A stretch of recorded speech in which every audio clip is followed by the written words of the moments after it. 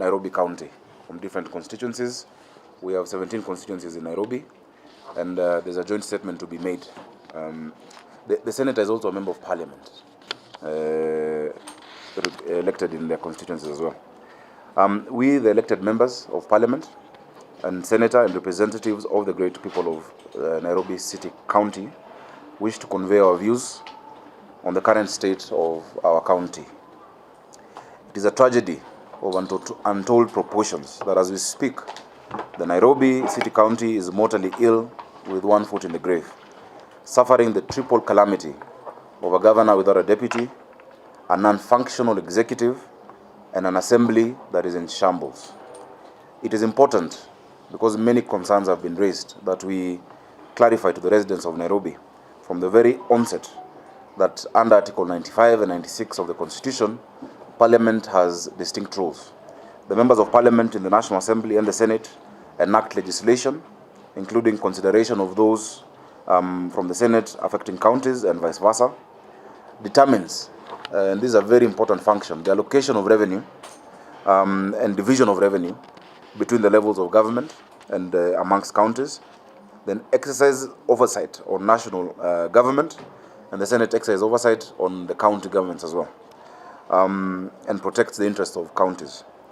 In terms of distribution of functions between the national government, it is important to understand and underscore the following distinction that is created under the fourth schedule. This is important because our residents have been asking for services that they are not receiving, and a lot of the demands are going to the elected members of parliament and the National Assembly specifically.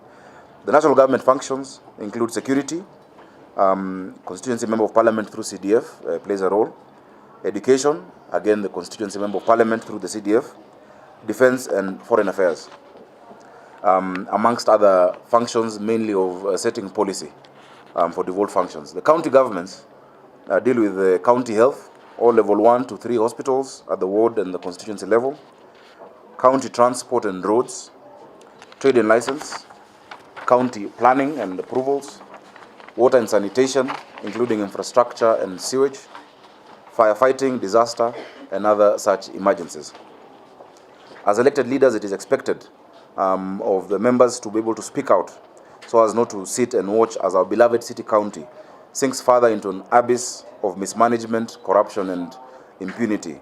As anarchy and disorder reign supreme at City Hall, services to Nairobi citizens have practically ground to a halt. If Nairobi is not working, Kenya cannot work. 60% of our GDP is from Nairobi County. Nairobi County must be able to work, and that is why the members are airing concerns of the people of Kenya and the people of Nairobi. On matters of service provision, the Nairobi citizen is grappling with a myriad of inconveniences, frustrations, and general lack of basic services and amenities. Instead, the people are being treated to all manner of shadow boxing, dramatizations, and in the popular word, vipindire, in the name of fighting cartels. It has to be said that the Constitution envisages a clear division of labor and roles between national government and county governments. As the members, and I want to say I'm very proud of the members of Parliament, of National Assembly from Nairobi, they have been doing their best to deliver their mandate in terms of representation, legislation and development through CDF.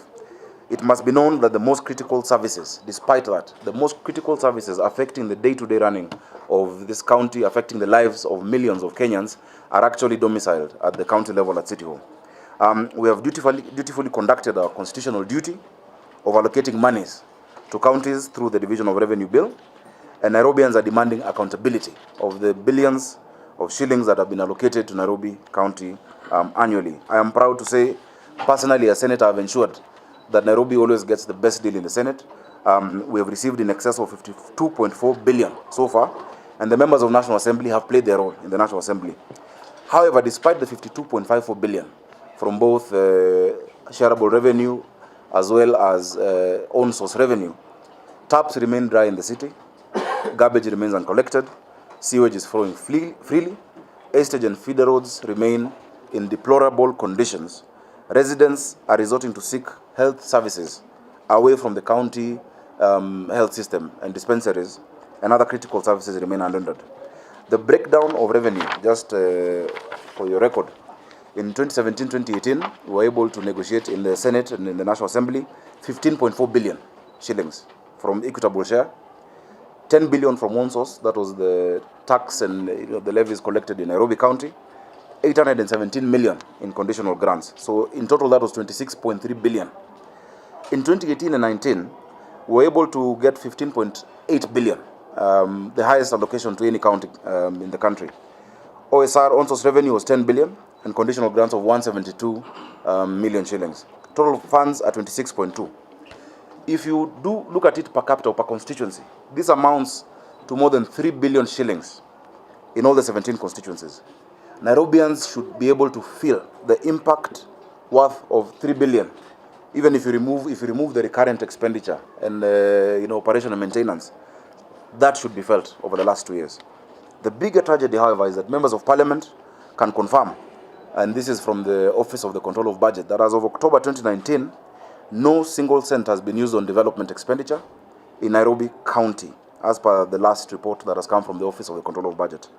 As constituency NGCDF committees deliver on their core mandate of education and security, our citizens are demanding to know what the billions of Kenya shillings are doing to better the plight of our residences, who are plagued by a lot of issues, including the high level of unemployment of our young people.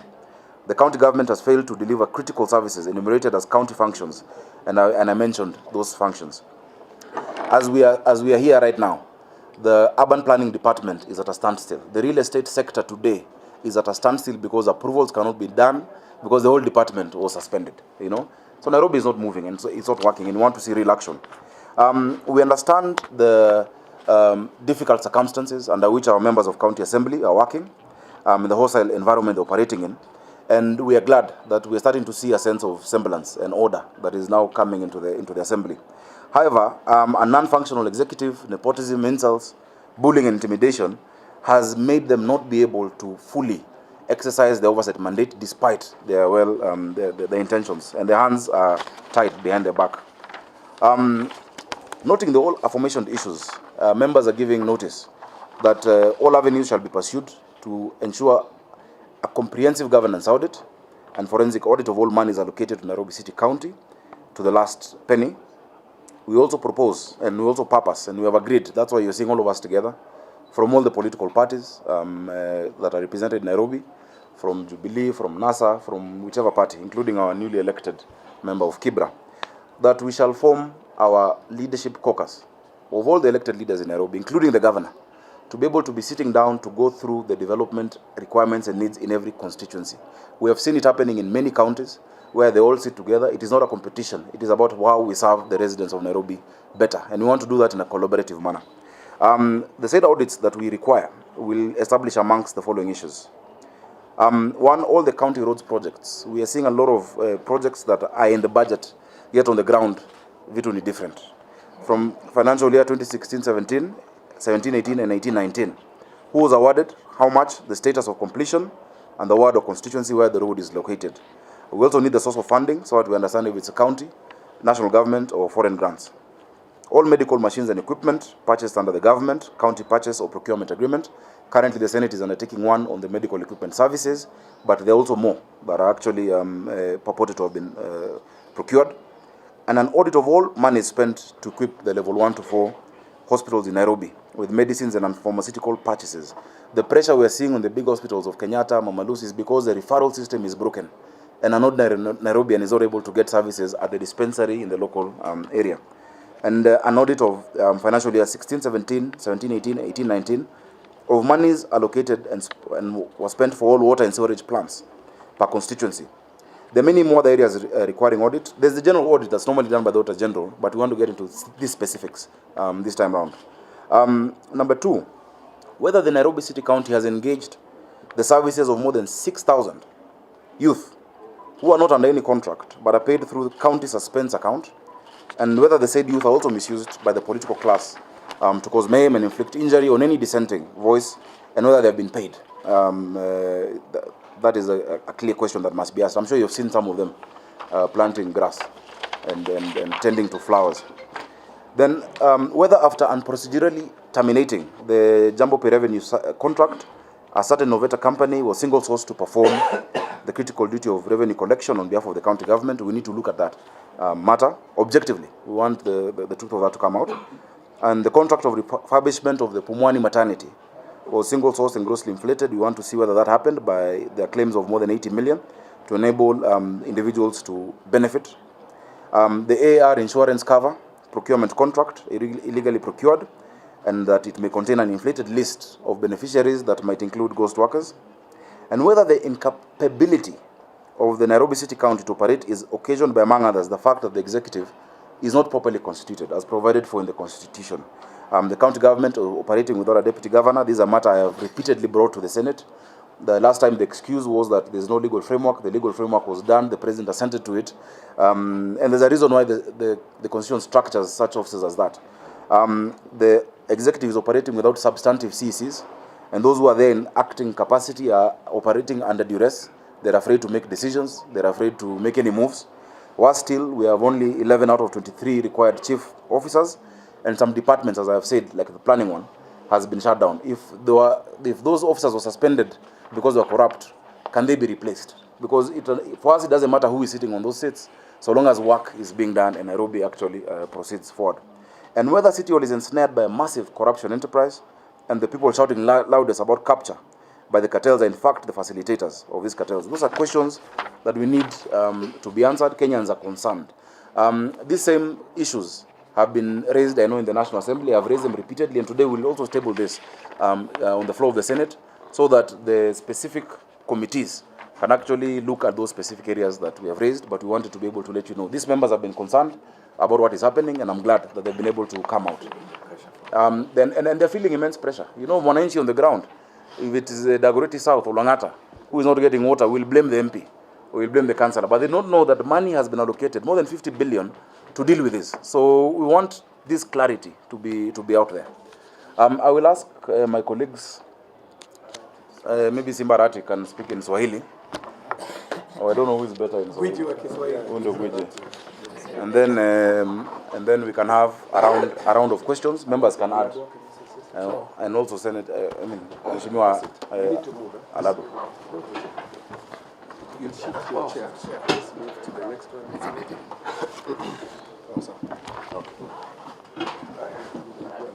one.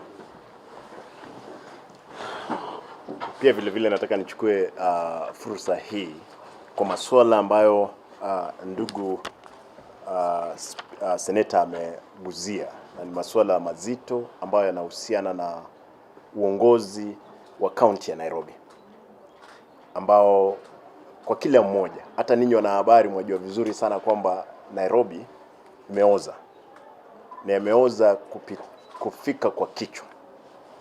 Sababu hii, na hakuna mapendeleo, atupembeleze mtu yoyote hapa, na shutuma hizi zote tunataka kuzipeleka kwa mlango ya gavana wa Nairobi, Mike Mbuvi Sonko, kwa sababu vile tunayofanya hivi, nataka nidhaathirishe wanahabari na wenzangu kwamba saizi kuna wale ambao wamenunuliwa, wanaitwa mabloggers. Kwa hivyo utaona matusi mengi, na sisi tumeyazoea, na tunataka kuambia tuko tayari. Na wakati huu nashukuru kwamba ndugu zangu wote, ndugu yangu kutoka Rangata, ndugu yangu kutoka Westlands, Makadara na constituencies zote, tumesema kwamba hatuwezi kaa kana kwamba sisi sio viongozi. Lakini nataka niseme masuala yale mheshimiwa seneta ameyasema ni masuala mazito ambayo gavana wa Nairobi awachane na vitu vinaitwa vipindiree, kwamba anapigana na makatels. Hakuna. Kama makatels zipo, extortion pia iwachwe, kwa sababu kuna extortion nyingi kwa sababu ya ile uoga unaeko kwa watu. Kwa hivyo tumesema kwamba kama kwangu Dagoretti North, kuna masuala muhimu ambao mheshimiwa Kidero ambaye aliyekuepo aliwacha njiani, mpaka leo hii hajafanyika, na pesa zipo hapa county. Unajua wakati mwingine ni uchungu sana kuongozwa na watu ambao pia kufikiria ni ngumu. Watu wanaogopa kufikiria. nataka niwaambie kwamba lazima tukubali kufikiria, ndiposa tusaidie mji huu wa Nairobi. Huu mji ni wetu wote, na nataka nimwombe gavana wa Nairobi Mike Mbuvi Sonko kwamba unajua unguramapo hapa baharini, kumbuka kwamba wengine wapo. Hii mji ni yetu yote, ni lazima tuijenge vilivyo. Kwa hivyo shida iliyopo ya wafanyakazi, shida iliyopo ya kutookotwa taka ni shida ambayo hatuwezi kaa tukiangalia. Mi pia nataka kwamba Mungu akipenda kwamba nipate tamu yangu ya 3 kama mbunge, ama niende juu, kila mmoja hapa, kwa sababu ya service delivery kwa wananchi wetu. Hii ndio mara ya kwanza unatuona. Mara ya pili, kila mbunge hapa na seneta ako na wafuasi wa kutosha kwamba tutafanya jiji hili lijue kwamba kuna uongozi mbadala kama uongozi wako umeshindwa kufanya kazi. Na unajua wakati mwingine sisi tukisema tunasema, hatuogopi. Nataka tukwambie ndugu yangu gavana kwamba lazima mambo katika City Hall yakuwe sawa. Ndugu zetu waheshimiwa MCA, tunataka tuwaombe kwamba lazima mweke mheshimiwa gavana katika misani kuhakikisha kwamba amefanyia wananchi kazi. Kwa hivyo swala muhimu nataka niulize kwamba wana Nairobi, msife moyo. Msife moyo. Tuko tayari. Jiji hili tutaliboresha kwa vyovyote vile. Na najua kwamba kuna wale wengine amuone hapa, wenzetu wabunge wengine wameomba, wako kwa shughuli zingine, lakini kuna wale pia wako kwa mfuko wa gavana. Nataka kwamba siku nyingine tutakapoita mkutano ya Nairobi, usipomuona jua kwamba huyo mtu, wewe mwananchi wa Nairobi, jua kwamba huyo mtu yuko katika mfuko wa gavana. Sisi zote tumekubaliana kwamba presa hii tungeifanya, na hatuwezi ogopa mtu yoyote. Tunasema kwamba lazima tuogope mwananchi wa kawaida ambaye ametupa mandate ya kuongoza. Kwa hivyo mnataka niachie hapo niseme kwamba hata ninyi wanahabari mnaishi mji huu, tafadhali. Nashukuru kwa wale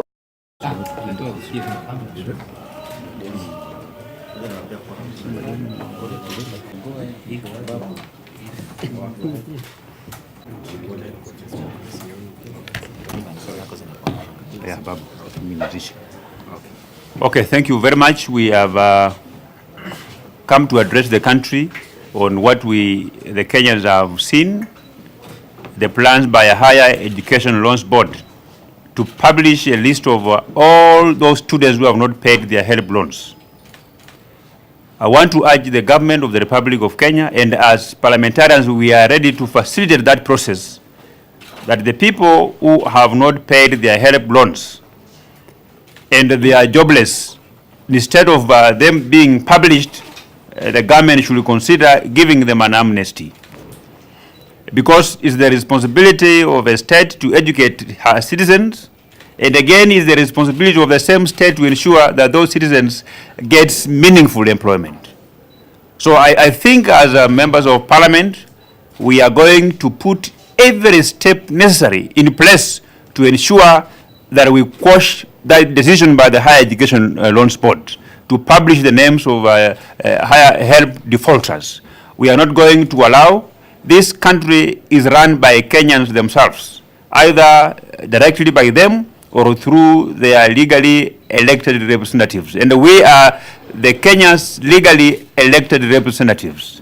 And as Young Parliamentarians Association, we take it upon ourselves that this country has a duty to ensure that millions or thousands of jobless young people in this country gets employment, and then they will be able to pay their HELB loans. And I want to warn the CEO of Higher Education Loans Board that instead of coming up with this very unpopular directive, let him engage.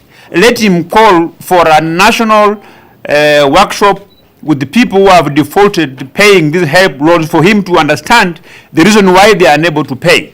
Those who are employed, they can pay. We have legal avenues on how the government can directly, the employers can deduct their money and remit the same amount of money to Higher Education Loans Board. But young people who have never been employed, I think putting their names on the newspaper, I think is a wrong move.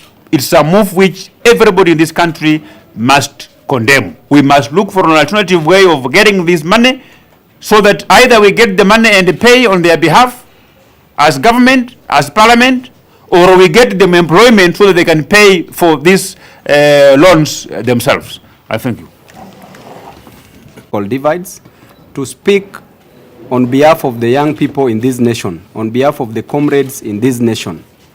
As you can see, the honorable members of parliament who are here, we have Honorable Caleb Amisi, we have Honorable Didmas Baraza, we have Honorable Nixon Korir, generally, we have Honorable Charles Jagua, we have Honorable Zambia, we have Honorable John Paul, we have Honorable Gideon Keter, and myself.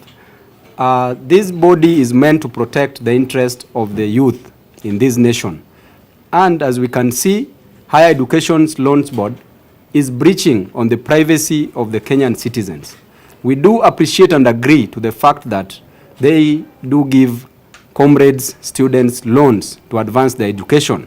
But we have to ask another question, that when the military is being trained, they are given letters, they are given free meals, free accommodation, plus the money for the training they are never meant to pay. Same to the police service, same to NYS. On a daily basis, NYS consumes around between 500 to 1,000 cows, free of charge. Every military person, when he's being trained, consumes 1 cow when they are being trained. Now we want to ask a simple question. Why are students being forced to pay these loans? And furthermore, once these officers are trained from the military, from the police service, from KWS, and from NYS, once they finish their training, they are given letters to get employment opportunities, the jobs. Government gives them jobs, direct plus payments, and they are never followed by any government agency to pay back these monies that that the government used to train them. Why are students, who are the major stakeholders of this economy, are the people who are being followed by the government, by HELB? We want to call upon the president of this country to waive, to write off the HELB loans for the comrades. Number one, Mr. President himself, Uhuru Muigai Kenyatta, agreed to write off the loans for the KQ. It was in the tune of billions. Loans for the Mumia Sugar Company was written off. Loans for the coffee farmers were written off. Tea farmers were written off. Why not the loans for the students, which is just amounting to around 6.5 billion Kenya shillings? So we are demanding that Higher Education's Loans Board not publish the names of these comrades who are defaulters. Because these students, the reason why they are defaulting the payment of the loans is because of lack of jobs. Suppose they had jobs, they would have paid. But because there are no jobs, they can't pay. And I urge the students not to pay even if they have jobs.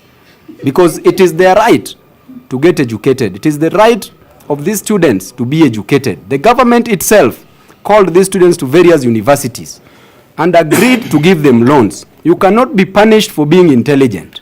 You cannot be punished for the fact that you went to acquire knowledge at the university or at the college level. Therefore, we demand that any student who has any job should not pay these HELB loans. Number two, we demand that the president himself should write off these loans that are disturbing the students. Another issue that we want to discuss is about the expulsions and suspensions in various universities. The only crime that these students do at the university is to go and acquire knowledge. The only crime is to demonstrate against insecurities in the universities. The only crime they commit is to demonstrate against varsity fee increment. Therefore, it is not in order for the vice chancellors plus the university councils to suspend or expel students. They are interfering with the lives of these students. For the past 2 months alone, 2 of the students who are from the University of Nairobi have committed suicide as a result of frustrations, because these students were suspended, some were expelled, but 2 of them decided to commit suicide because they've lost hope They were the only hope that the family was seeing from various villages. Therefore, we also request our president, and he must respond to this also, to give an amnesty, the way the former President Moi used to give an amnesty, former President Mwai Kibaki used to give an amnesty. President Uhuru Kenyatta should give an amnesty to the students, over 10,000 students who've been suspended and expelled. Let these students go back to class and let them be given a second chance. Were it not for a second chance, Obama would not be the president of America. Were it not for a second chance, Babu Owino would not be called his Tibimnes and would not be a member of parliament. Were it not for a second chance, General Nixon Korir would not be sitting here as a member of parliament. Were it not for a second chance, Maina Commander would be the MP. Why it would not be His Excellency Jaguar. Were it not for a second chance, my best friend here, Didmas Baraza, we would not be sitting here together because Kibera was so hostile. So it is because of the second chance that some people make it in life. So we want to request and appeal to His Excellency, the President Muigai Uhuru Kenyatta. Stamp your authority, let these students go back to class where they belong. Thank you very much and God bless you. So we are going to give General Korir an opportunity. The members of parliament, you will just bear with us so that at least we talk, because we are representing various loan. And that's why we've come here as leaders to condemn the act by Bwana Ringera. This is criminalizing unemployment. Very many young people who've cleared university and colleges who took loans don't have employment. And for them to pay back the loan, they need the money. And what we are saying is that it will be very unfortunate that while other nations are making education free from primary school all the way to secondary, all the way to the university, here in Kenya we want to criminalize those people who have gone through the same education sponsored by the government, but they are not able to pay the loans. And that's why we are saying we want to condemn what Ringera is planning to do, because that is equivalent to embarrassment. You want to malign people's names on the newspaper and in the website because they are unable to pay the help loan. The help loan was created so that they can sponsor needy students to go to the university. And after they clear college, it is the job of the government, it is the work of the government to ensure that there are opportunities for employment. There is no Kenyan who is working and who is able to pay back the loan, who has refused to pay the loan. We are talking on behalf of millions of Kenyans who have cleared university, they have cleared college, and they are unable to pay the loan. They are not even able to fend for themselves or their families. And therefore, we are calling upon the president, we are calling upon Bwana Ringera of Help not to do that, and because it is equivalent to criminalizing unemployment. In fact, just like Mheshimiwa Babu has said, the president has been in the past supporting farmers by writing off their loans, supporting the sugar farmers, the coffee farmers, KQ as indicated by Babu. I think it is high time also we consider, because these young people, very many of them are young people, are not able to pay these loans. And actually, while even you are seeking for employment or other opportunities, you are required to provide evidence that you are clearing the loan. And yet you don't have. The reason why these young people are looking for employment is so that they can be able to get support themselves and their families. And that's why we've come out as members of parliament to say we'll stand with the millions of jobless people out there. They will not be embarrassed and they will not be criminalized because they are not employed. In fact, we should be providing employment for them. And that is our position. Number two, and we've known administration tend to victimize leaders, student leaders, suspend them or expel them for one reason or another. And I think suspension and expulsion, to be precise, is equivalent to murder, because these are young people. Maybe they were striking, agitating for their rights, but because of that, they've been victimized and they've been sent home for so many years. And we want to call upon the president that sometimes he pardon prisoners who've committed crimes, that these students who've been expelled for many years should be given an opportunity to get back to the school.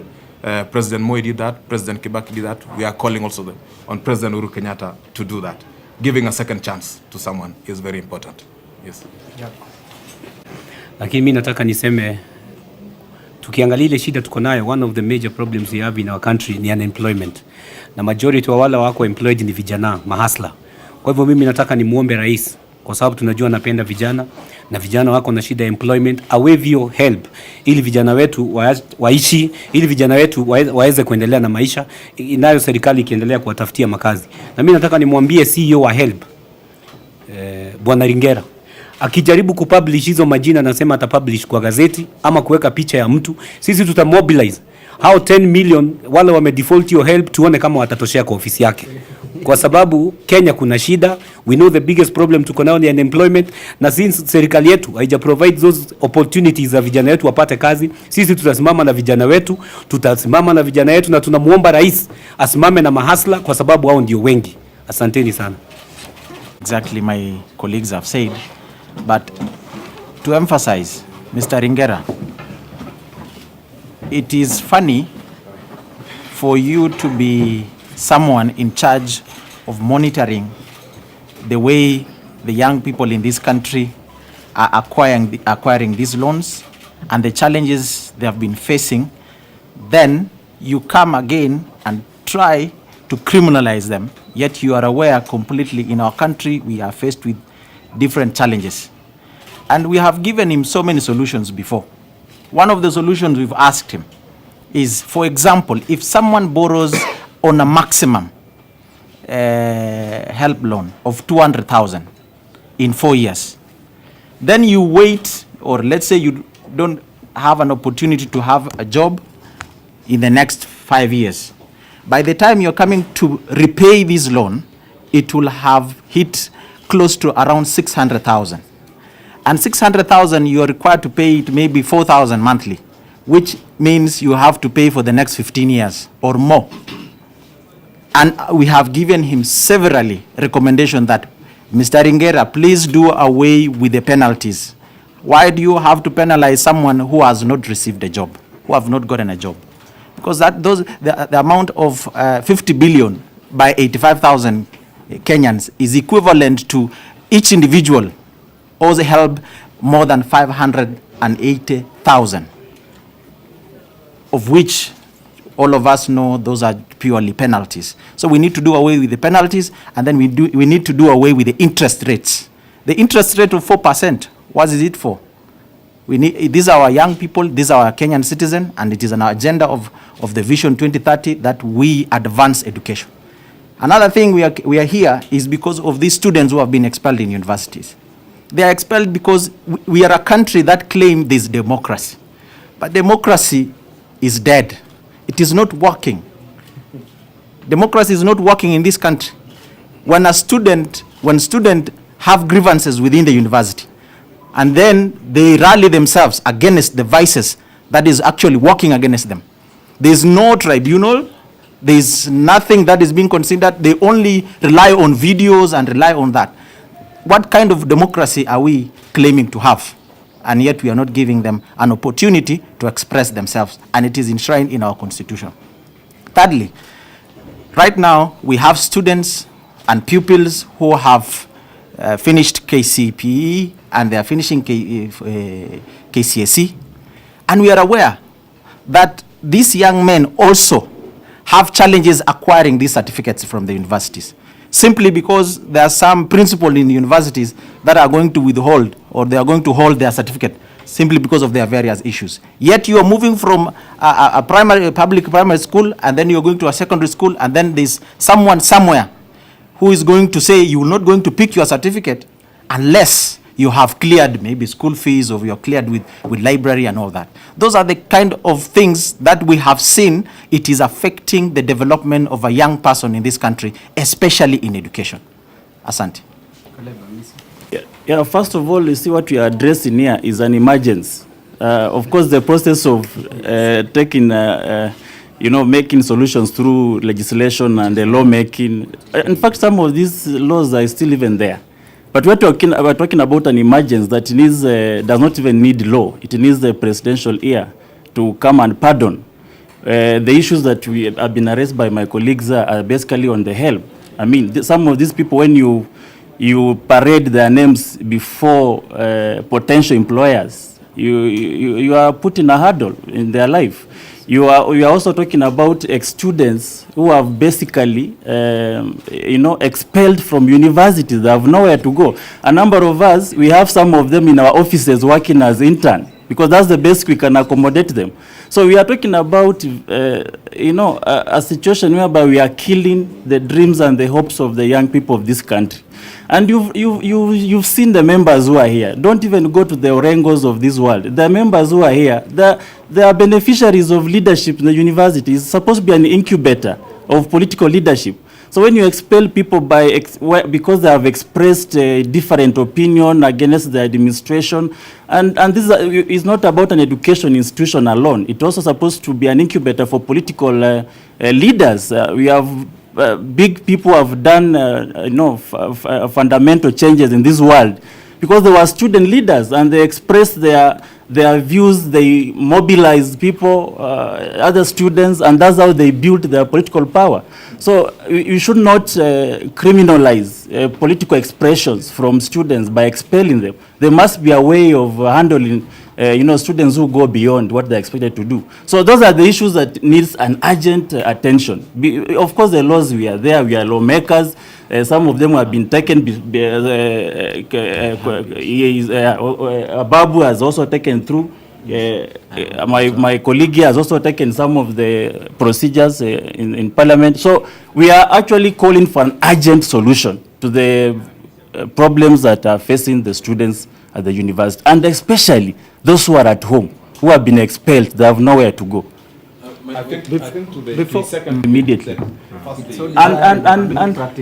And even some of us, myself, I'm a beneficiary of HELB loan, and I had to borrow loan from Equity Bank to pay HELB loan for me to be cleared to vie for Member of Parliament, because the requirement that one of the certificates you must have to present before the IBC official is the HELB certificate.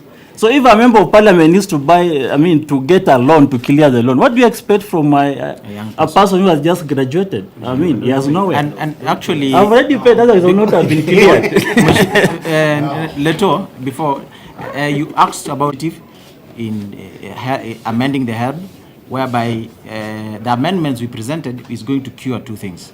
It is going to cure the penalties and it's going to cure the interest rate.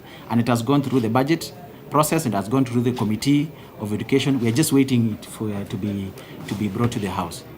Any other question for There is now in a way that until now someone goes to seek for a job, maybe in government. That's when we are told those want to be PSSs, CSSs, can you get clearance from help? That's the first time, even those who wanted to get to judiciary, that's the first time. Sure. Yes. Because clearly my colleague here has tried to give how the process has taken through, and in fact is actually the one spearheading it. So it's not that we are not doing anything. Because it was not clear. It was not clear what the exact amendments are. So what are the exact amendments? That is why you want to hear. I've explained the major problem is the monthly penalties. That is why I said, when you do the math of 85,000 defaulters with 50 billion, it is like each individual needs to pay 580,000. And yet we know a maximum a student can borrow is 200,000 when you're giving the maximum. That means between 200,000 and 600,000, you are actually charging 400,000 as default, which you charge monthly, and yet, how do you charge someone who doesn't have a job? I was not a beneficiary of help, but there are those who have defaulted from the 70s. Country, we have an understanding between help. Let me just. It is also important to note that there are those who graduated in 1960s up to now and they don't have a job. So where they don't have a job to get the money to pay. You know, this is the same story. Those people who graduated a long time ago and they are in meaningful employment, we already have a mechanism where employers will work directly with the Higher Education Loans Board to be able to deduct this money forcefully and they remit the same money to help. Today, if you are employed in Standard Group and you don't have a certificate of compliance from help, Standard Group is supposed to deduct your salary and pay that loan. So that one is already catered for. But the majority of those that we are calling defaulters are those who are not employed. Either they are not employed or they are employed in informal sectors like Babu employs them to throw stones or something, receive some small money. So that you cannot really call it meaningful employment. Now, let me also respond to that. I think the government has been wrong. The government has been wrong from the 19... Okay. To respond to your question, I think the government has been wrong from 1975 because HELB is supposed to be a grant. It is a constitutional right for Kenyan citizens to be educated. There is free primary education. High school, there's some money that was waived, and it should now be free as was promised by the Jubilee government. University should be free. Therefore, if the university students are given help, they should never say thank you, but they should ask for more. Because number one, this is their tax. Number two, the idea of the revolving fund does not matter. Why? Because every year, help is budgeted for from the taxpayers' money. Therefore, comrades should not pay this money. Yes. Okay. Asanteni sana.